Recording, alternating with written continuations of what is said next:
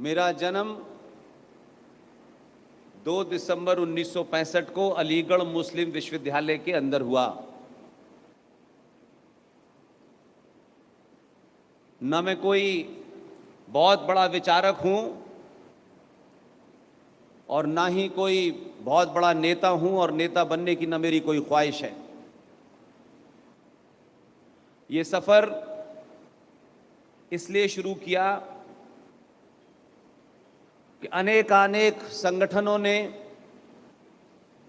सत्ताओं ने, राजनीति में काम करने वाले लोगों ने सबसे ज्यादा अगर किसी को ठगा है हिंदुत्व के नाम पे, तो हिंदू के ठेकेदारों ने ठगा है। सबसे ज्यादा झूठ सनातन और हिंदुत्व के बारे में आज भी 2023 के भारत में हर वो आदमी जो जिस विषय का जानकार नहीं है उसी पे विशेषज्ञ है। वो एक बीमारी चल पड़ी है कि हमें कुछ भी बोलना है। अपने स्वार्थों को ध्यान में रख के जब समाज सच बोलने लगता है तो समझ लीजिए कि समाज सड़ने लगा है। सच सच होता है, वो मेरे हित में हो या मेरे खिलाफ हो, यह महत्वपूर्ण नहीं होता। एक लंबे कालखंड से ये परंपरा हमारे देश में चल रही है और ऐसा लगता है कि बहुत सारे ठेकेदारों ने इस समाज को एक बंधुआ मजदूर समझ लिया है। उनकी बात मानो तो आप राष्ट्रवादी और उनकी बात न मानो तो आप राष्ट्र विरोधी हैं।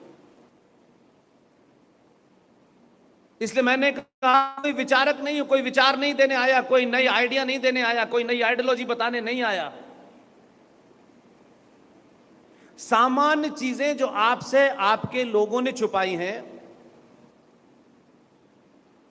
यह बिल्कुल वैसा ही है कि सनातनी सभ्यता में जो सबसे बड़ा सच, जो जब तक यह सभ्यता रहेगी, जब तक यह ब्रह्मांड रहेगा, वो सच नहीं बदल सकता। जब उसके ऊपर भी सवाल उठा करके झूठ बोला गया, तब यह लगा कि जीवन का एक समय ऐसा आ गया है कि अभी इस दौर में इस संचार क्रांति का सदुपयोग करके लोगों को सही बात तथ्यों के साथ बता दे। आज का 20 साल का युवा,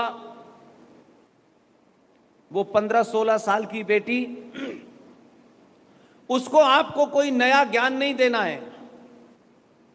और खास तौर से जिनके सफेद बाल हो जाते हैं वो समझते हैं वही ज्ञानी है। ज्ञान का उम्र से कोई संबंध नहीं है। इसलिए लोग समझते हैं कि हम ही ज्ञानी हैं, बाकी लोगों को सुनना है। इस भ्रम से बाहर निकलिए। इस भ्रम ने ही आपको 700 साल तक गुलाम रखा है। रोज इतिहास में पढ़ते हैं, समाज की बातचीत में बात करते में कहते हैं ये जयचंद है। हिंदू समाज में हिंदू धर्म और समाज के खिलाफ करने वाले आज भी करोड़ों जयचंद मौजूद हैं और आपके बीच में हैं। नए नए मुखौटे लगा के आते हैं, नई नई परिभाषा देने लगते हैं, स्वार्थों के हिसाब से हिंदुत्व की परिभाषा देते हैं, स्वार्थों के हिसाब से वेदों में बदलाव की बातें करते हैं। किसी निजी व्यक्ति का स्वार्थ, किसी संगठन का स्वार्थ, किसी राजनीतिक दल का स्वार्थ राष्ट्र का स्वार्थ से ऊपर नहीं हो सकता। इसलिए सिर्फ आप सोचते होंगे कि इस जगह का नाम मैंने यहां आके सुना,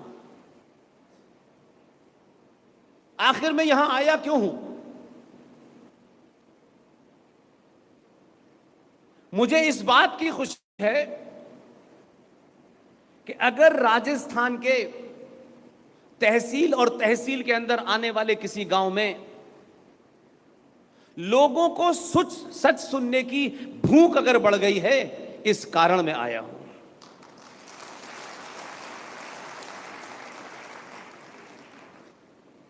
यहां न मैं आपको टिकट दिलाने का वादा कर सकता, क्योंकि मेरे पास तो बस का टिकट खरीदने के भी पैसे नहीं है। लेकिन इतना वादा जरूर करता हूं कि जब भी आप किसी से मिलें, सनातनी परंपरा में उम्र में जो सबसे बड़ा है उसका सम्मान तो होना चाहिए, लेकिन उम्र में जो बड़ा है वो झूठ बोल रहा है तो उसका प्रतिकार भी सार्वजनिक तौर से होना चाहिए। हमारी परंपरा में ज्ञान का, नॉलेज का एक सम्मान होता था, और जब समाज छोटी छोटी चीजों में बिकने लगे तब यह समझ लीजिए कि समाज की जो सामूहिक शक्ति होती है, प्रतिकार करने की शक्ति होती है, वो इसलिए समाज हो जाती है, समाप्त हो जाती है कि हमारे यहां जो जितने बड़े पद पे बैठा है, हमारा समाज ये समझने लगा कि ये बड़े पद पे बैठने वाला उतना ही ज्ञानी होता है। मेरी जिंदगी का 20 साल का फलसफा है कि पद से ज्ञान का कोई ताल्लुक नहीं है।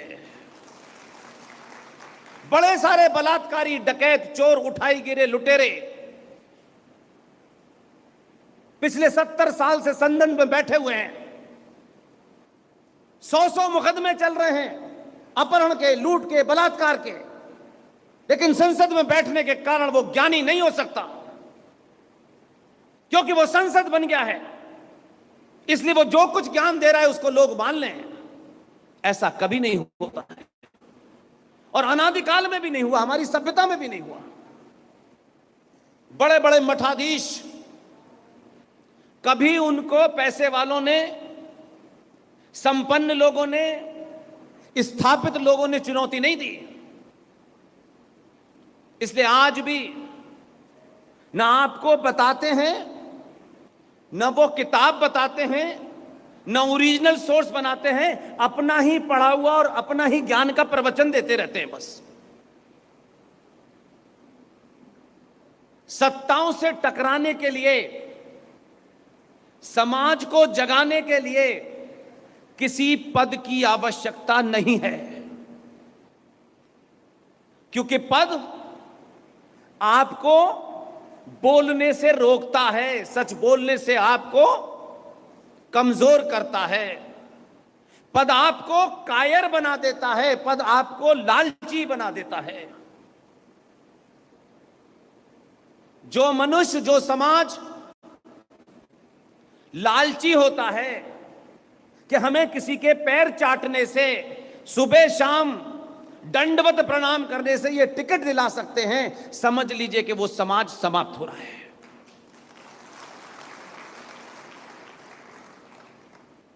इसलिए मैं ये आज भी मानता हूं कि दिन रात, सुबह से लेकर शाम तक हर बात पे ज्ञान बांटने वाले आपको सच बता देते तो इस 2023 के उस गरीब जिसके सर पर न कोई छत है, न जिसके शरीर पे न कोई कपड़ा है, अगर आप उसको सच बता देते तो उससे बड़ा एटम बम कभी नहीं होता। सच एक ऐसी ताकत है जिससे बड़े बड़े लोग डरते हैं। इसलिए समय समय पर उन सच बोलने वालों को सामूहिक तौर पे उन चोरों ने, डकैतों ने, बलात्कारियों ने मिलकर मार दिया। लेकिन हमारा इतिहास, हमारी परंपरा, हमारी संस्कृति ये बताती है कि कोई ना कोई खड़ा हो जाता है और समाज में से लोग उसको अपना हीरो मानने लगते हैं। और यह जागृति, क्योंकि इस वक्त जब मैं आपके सामने बातचीत कर रहा हूं, रॉ के पूर्व डायरेक्टर कर्नल आर.एस. सिंह साहब किसी और शहर में, जी.डी. बख्शी टेलीविजन पर, सुशील पंडित विदेश में, ललित अंबरदार कश्मीर में, अंकुर शर्मा कश्मीर में, प्रोफेसर कपिल कुमार किसी और हिस्से में, प्रोफेसर पवन सिन्हा किसी और हिस्से में इसी तरीके की भाषा बोल रहे हैं। सब अपना अपना काम कर रहे हैं। इसके लिए संगठन बनाने की, ये जो संगठन है, ये सबसे बड़ी दुकानें हैं। और इसमें कोई ऐसी बात नहीं थी।